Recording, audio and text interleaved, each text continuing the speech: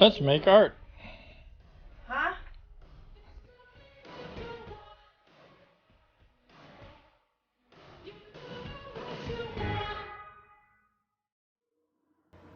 Hey everyone, today we're going to do some comic book inking. But before we do the actual inking, we're going to go through a process called blue lining. Some of you may know what blue lining is, some of you might not know what blue lining is, and that's one of the reasons we're going to go through this process. If you're a digital artist, you probably use blue lining less, but you do use a preliminary sketch, probably digitally, which you then add another layer and do your finished work. That's not unusual. In traditional comic book inking, it's not quite that simple, and you have to follow a blue line process in order to save yourself from having a lot of problems. Now, when I do blue line work and set myself up with my drawings and whatnot, I will frequently start with a simple sketch, or a not so simple sketch sometimes, like this one. It's just a basic 8.5 by 11 piece of paper, and this sketch came out pretty clean. I didn't make a lot of corrections during the process, and the proportions look good, and I like the feel of it. So instead of penciling directly onto my comic book board, the large comic book boards, I actually scanned this, made a blue line, and printed it out on my blue line large paper, and then penciled it into a more complete piece, fixing details and so forth and so on. Now, this is a pencil drawing over a blue line drawing. This I will now scan, and I will turn this into a blue line drawing that's more detailed, obviously, than the original sketch is. And that blue line drawing will allow me to eventually get to a finished piece. Now, when you have a finished piece over blue line, and you can probably still see some of the blue line in here occasionally. When I scan this in black and white, all that blue line will drop out because I'm scanning in black and white only. I'm not scanning in color. So the blue just disappears. And that's the general idea. Again, a couple of reasons for doing this is, one, if you make a catastrophic mistake on a piece of blue line artwork, you can start over again. Here's some good examples. I didn't like the texture of the bricks, started over again on a new sheet. Didn't like the way certain things were taking place here, so I started over again on, that didn't work either, so forth and so on. The upside is I have many prints as I need in blue line of this drawing in order to make mistakes. If I make mistakes, great, I just start over again. Granted, you don't want to make mistakes, but in traditional inking, they do happen. And that's why you don't want to work over your pencil work, because your pencil work is your original. If you foul that up, you're right back to square one. That's someplace you don't want to be. The other reason for it being is when you are finished, you have a piece of penciled art that looks really good, hopefully, that you can sell. And you also have your traditional inked piece of artwork, which you can also sell. So now you've got two pieces of physical artwork that you can sell, as well as however you're publishing it, or if someone else is publishing it and they're paying you to do the artwork. So that's a way of getting paid literally 3 times for the same piece of artwork, which is really nice.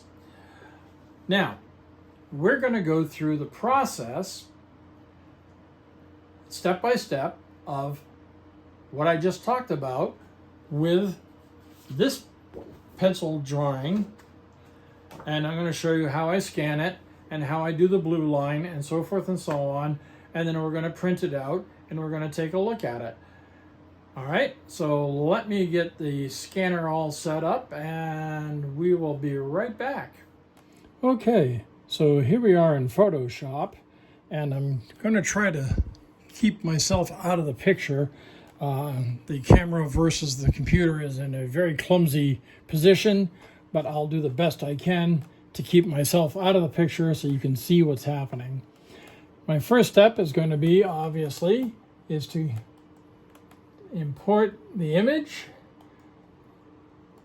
So we're going to the scanner, selecting the scanner, got the scanner selected. I'm going to adjust how my scanner is going to scan this, because the default is 75 dpi and color, which I really don't want. So I'm going to set this to 300 dpi because that's a traditional printing dot per inch. And I'm probably going to try this in grayscale. Sometimes I do it in color, sometimes I do it in grayscale. I kind of mess with it and see which one turns out best usually. I think this is penciled hard enough that I can probably get away with grayscale. So we're going to do that. And then we're going to hit scan. And this shouldn't take too long. One of the things I forgot to mention, a reason also for not just inking directly over your pencils, and I know artists that do that, and that's actually a pretty bad mistake to make because, one, now you don't have a pencil drawing you can sell. Two, if you need to erase any pencil lines, the erasing is actually going to change the color of your inking from a nice pitch black to a bit of a gray. It's not super enormously noticeable, but it is noticeable. And that's just something you really don't want. You want your black ink to be as black as it can be. It'll just look better as a finished piece. Okay, so you can see that scanned pretty quickly. I'm just going to do a little quick cropping operation here. I'm not going to get too crazy about it just because I'm probably going to make some adjustments to the actual size of the piece anyways. So there's that. Okay, now this is grayscale, and I'm going to convert the image mode, see, image mode, to RGB. Now it's a color image, even though it's still in black and white, grayscale, whatever you want to call it. And then I'm going to create a second layer. And the reason I'm doing that is because now I'm going to finalize the actual size of my canvas, which is up here. And you can see it's reading as 10.995 and 16.473, which is off. So I'm going to bring that up to 17 and this to 11.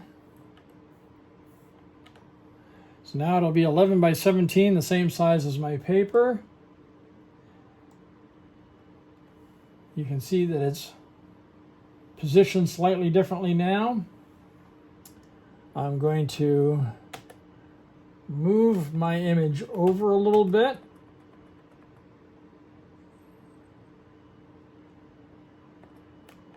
And then I'm going to flatten my image.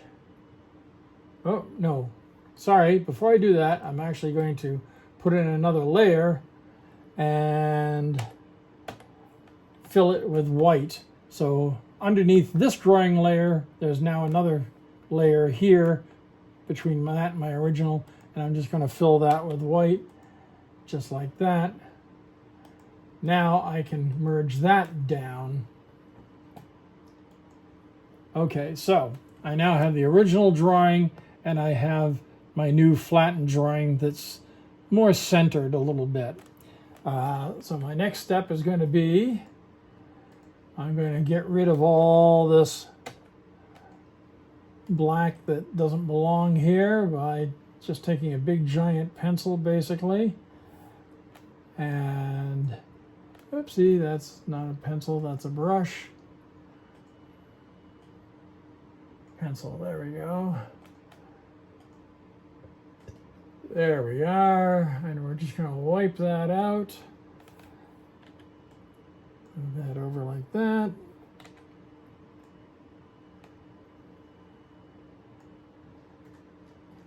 La-di-da-di-da. And basically we're just getting rid of any of that we don't want. And there's a fair amount of it here and there. Okay, that'll be good enough.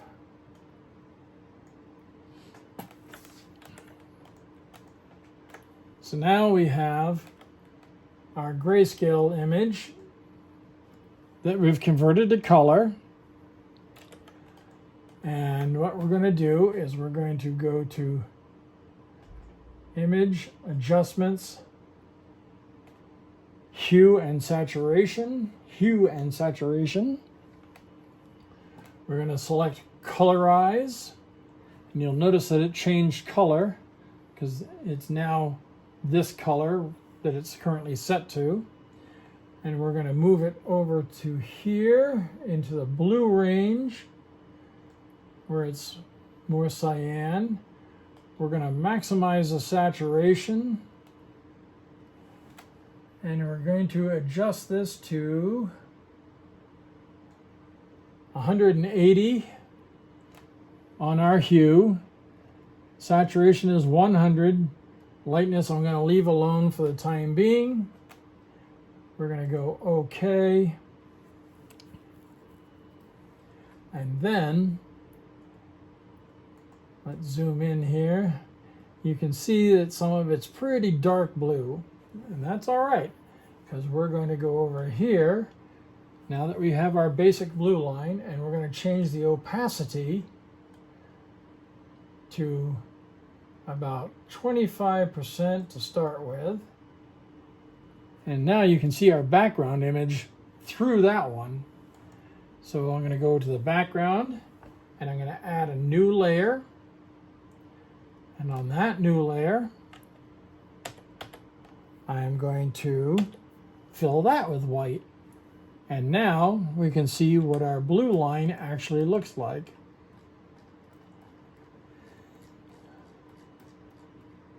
It's not too bad.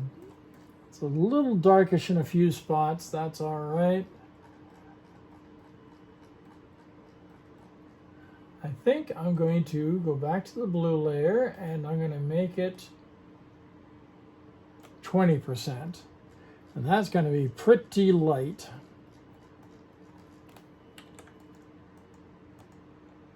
And as long as I can read the whole image within reason,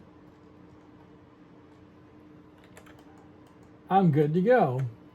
All right, so now we're going to do a file, save as, and for the moment we're just going to throw it on the desktop here.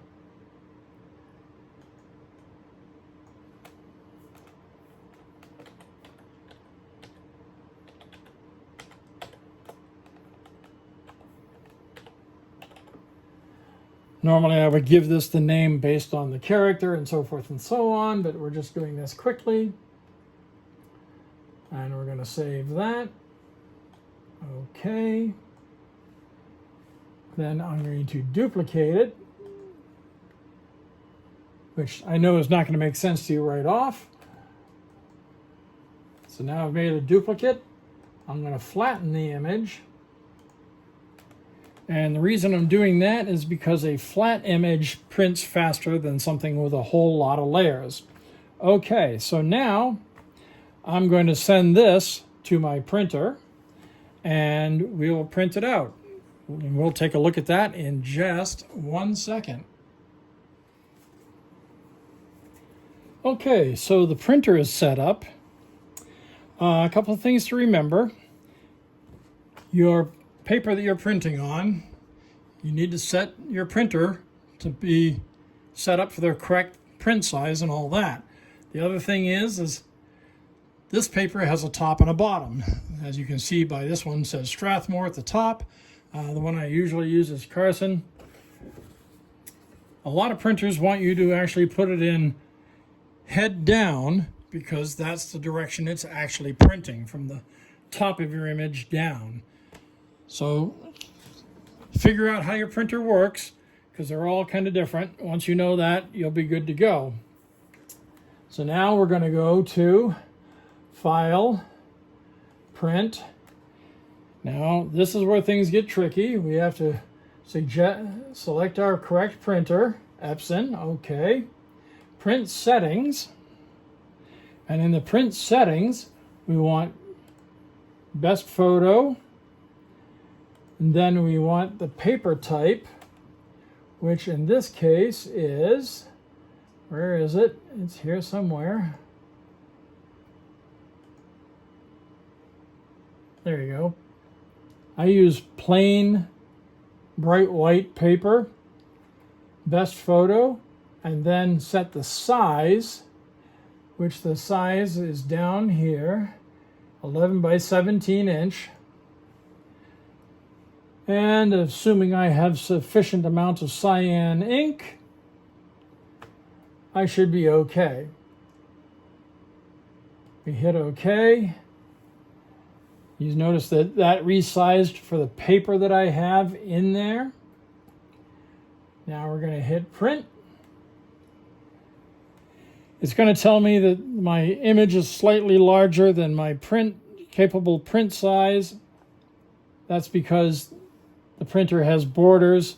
It's usually about 1/4 of an inch on all sides. I'm well within that, so I don't have to worry about that. Proceed. And now the printer will start printing. And I'm going to switch the camera over and we'll take a look at that and see how that goes.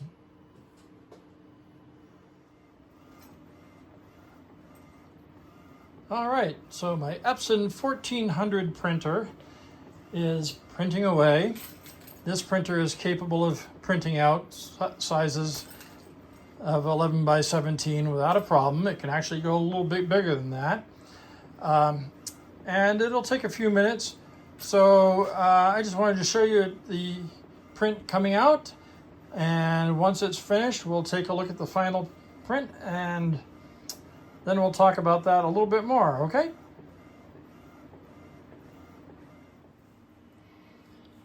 All right, as you can see, I've got my blue line printed out. I have some white artist tape, which I will just take some little pieces of, and I will get it lined up on my inking board.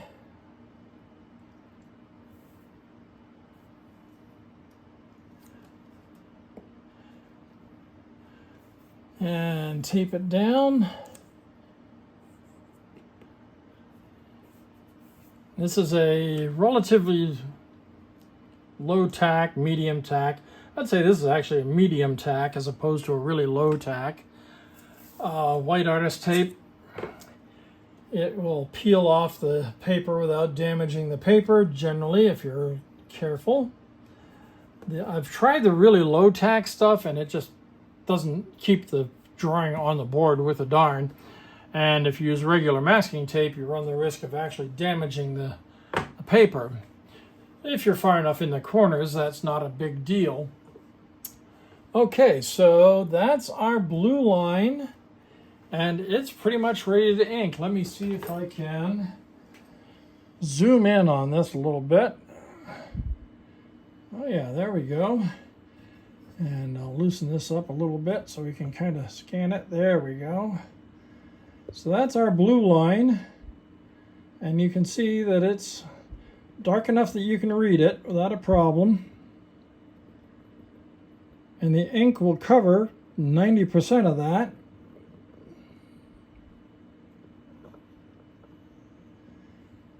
And when I scan it back in as a pure black and white, all of that blue line will just vanish and we'll be good to go. One more thing you want to remember. Again, I'm using Carson comic book paper, and one of the things that I like about using comic book paper is it has, again, blue line. It has all the trim lines already on it. And what that tells you is where the full bleed of a comic book page is. It tells you where the trim area is, the bleed out, and then, of course, what one would call the live area. And the live area is where your image is, and anything that's important, like any word balloons and everything, should be within the live area, or as close as possible to staying within the live area, to avoid misalignments when the printer prints the comic books, because sometimes the alignment gets a little off when the pages are being printed or when they're being trimmed or what have you. Even the fold of the comic book, can cause problems with your balloon disappearing into the nethers if you put it too far outside of the live area. So that's one of the reasons I like using Carson comic book paper or Strathmore comic book paper. I like the Carson a little better. I like the way it takes the ink. The Strathmore has a harder finish, and the ink tends to stay on top, whereas the Carson Smooth tends to drink the ink and it gets down in there and it stays there, which I really like. All right, so our blue line is finished. Our next video will be on actually inking this piece, or at least starting to ink it, so that we can talk a little bit about that process. So we'll see you on the next video. Give us a thumbs up, give us a like, make some comments, do whatever you feel like doing. Just let us know how you're liking the videos. See you later.